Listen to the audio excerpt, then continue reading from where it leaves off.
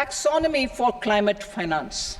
We will develop taxonomy for climate finance for enhancing the availability of capital for climate adaptation and mitigation. This will support achievement of the country's climate commitments and green transition. Variable capital company structure.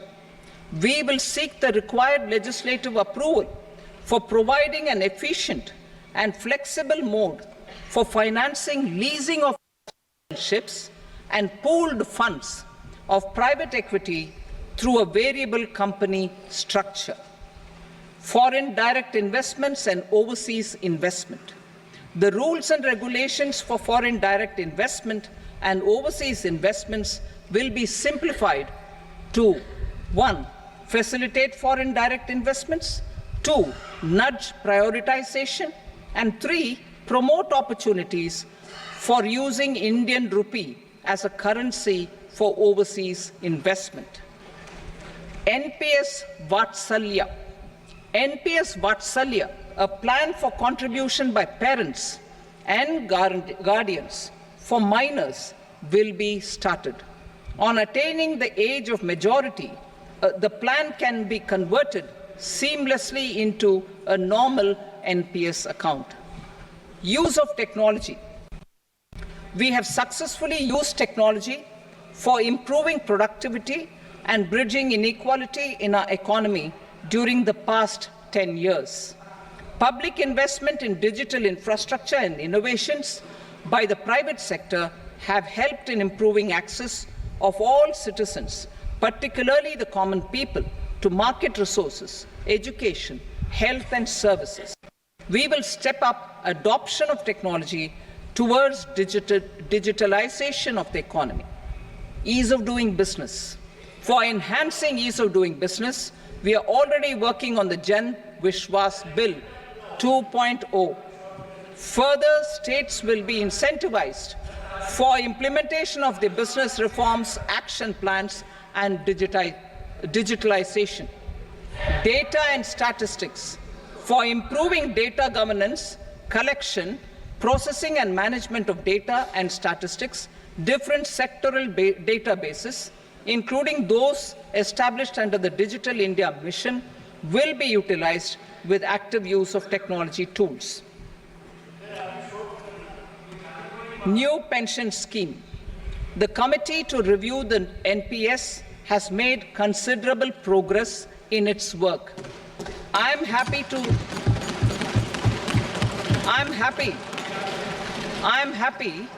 that the staff side of the National Council of the Joint Consultative Machinery for Central Government Employees has taken a constructive approach. A solution will be evolved which addresses the relevant issues while maintaining fiscal prudence to protect the common citizens. Budget estimates for 24-25.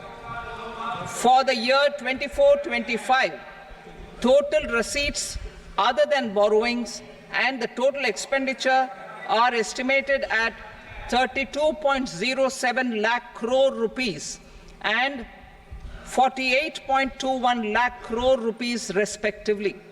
The net tax receipts are estimated at 25.83 lakh crore rupees. The fiscal deficit is estimated at 4.9% of the GDP. The gross and the net market borrowings through dated securities during 24-25 are estimated at 14.01 lakh crore rupees and 11.63 lakh crore rupees respectively. Both will be less than that in 23-24. The fiscal consolidation path announced by me in 2021 has served our economy very well, and we aim to reach the deficit below 4.5% next year. The government is committed to staying the course. From 2026-27 onwards, our endeavor will be to keep the fiscal deficit each year such that the central government's debt will be on a declining path as percentage of GDP. I will now move to Part B.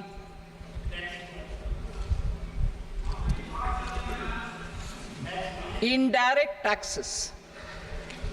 Sir, I start with GST. It has decreased tax incidence on the common man, reduced compliance burden and logistics cost for trade and industry, and enhanced revenues of the central and the state governments. It is a success of vast proportions. To multiply the benefits of GST, we will strive to further simplify and rationalize the tax structure and endeavour to expand it to the remaining sectors. My proposals for customs duties intend to support domestic manufacturing, deepen local value addition, promote export competitiveness, and simplify taxation while keeping the interest of the general public and consumers served. In Budget 22-23, we reduced the number of customs duty rates.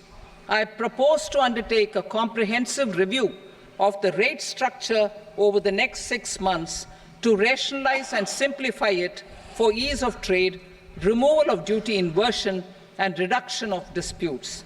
I shall now take up sector-specific customs duty proposals. Medicine and medical equipments. To provide relief to cancer patients, I propose to fully exempt 3 more medicines from customs duties.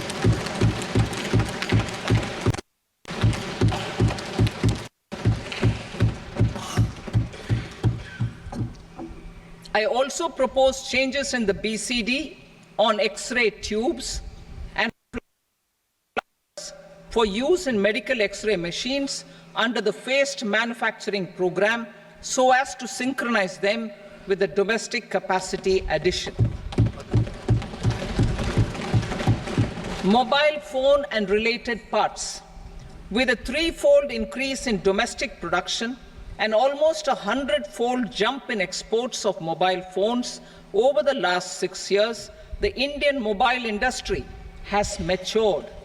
In the interest of consumers, I now propose to reduce the BCD on mobile phone, mobile PCBA, and mobile charger to 15%. Critical minerals.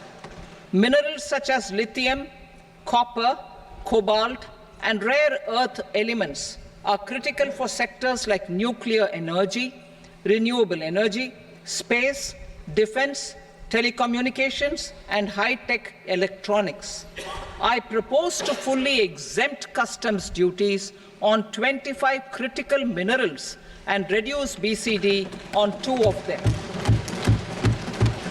This will provide a major fillip to the processing and refining of such minerals and help secure their availability for important sectors.